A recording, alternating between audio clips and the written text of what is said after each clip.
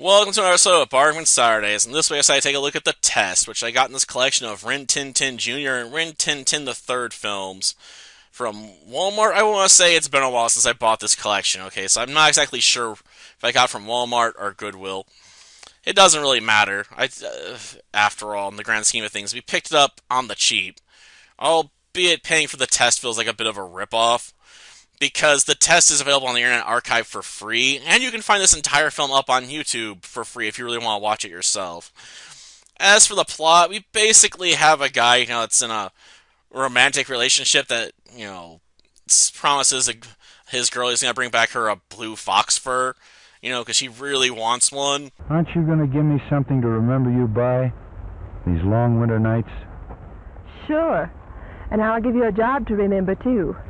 Bring me back a blue fox fur when you return in the spring, and I'll give you a thank you, Mr. Conway, for it. And he has a rival that also wants her love, a snooty Frenchman with two allies, one who's a white guy and one who's a Native American, and they decide the best way to prove they're the best trappers out there is steal the other guy's furs.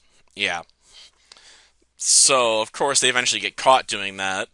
They try to rush to town and get their money and stuff first, but he comes along, he's like, oh, I caught them in the act stealing some of these, so I'm going to claim all the furs. And he's just like, because I'm such a nice guy as a trapper, I want the animals I catch to die quickly, because I don't want them to starve, while they're just trapped in one spot in my trap.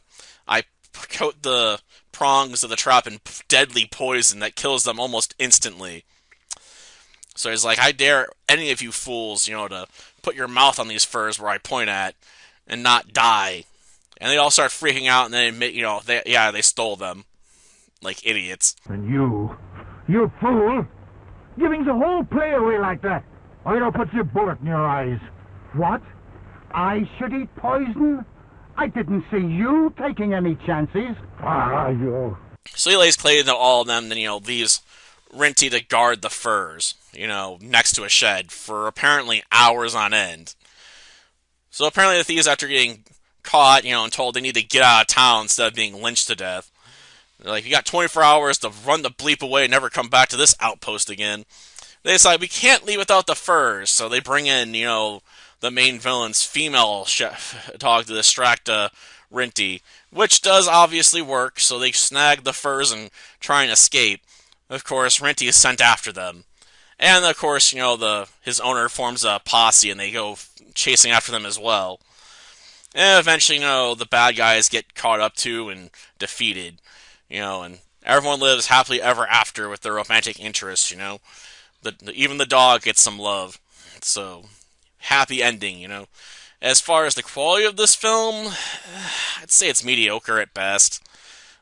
The acting is not particularly great. The male lead, our human male lead at least, is got like zero charisma, in my opinion. So while he's trying to, show off the riz, he's really failing hard. Like the relationship between him and the female lead feels very forced and fake, and it really hurts the film because it's like your acting's way too stiff, and this doesn't feel natural at all.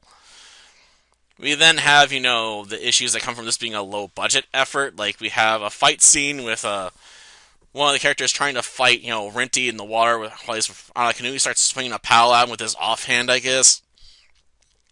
And since Rinty is meant to be the star of this film, he gets top billing.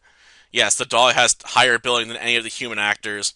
So we have obvious swings that are obviously missing the dog altogether.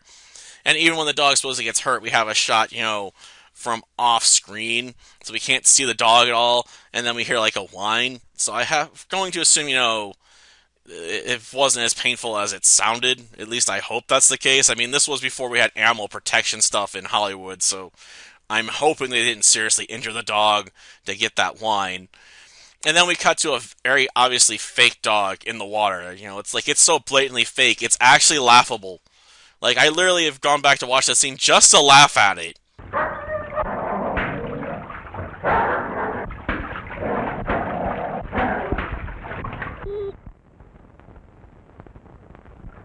And then the fact the villain du jour, in this film is a snooty Frenchman who's trying to act over the top, but can't get over the top enough to be funny in any way. It leaves you with a film that is pretty boring and tedious to get through.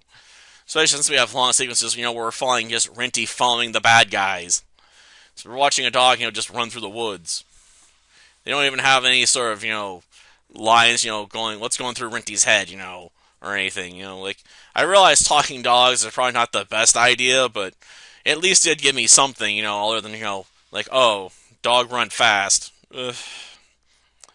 So yeah, like, this isn't a particularly good film in my opinion, but if you like the film, more power to you, but I definitely wouldn't watch this one again. Until next time, then. See ya. You know, man. You squaw. Yeah, eat. Bacon? Raw bacon? Why, I'm no Indian. I'm a white man. I'm gonna have my food.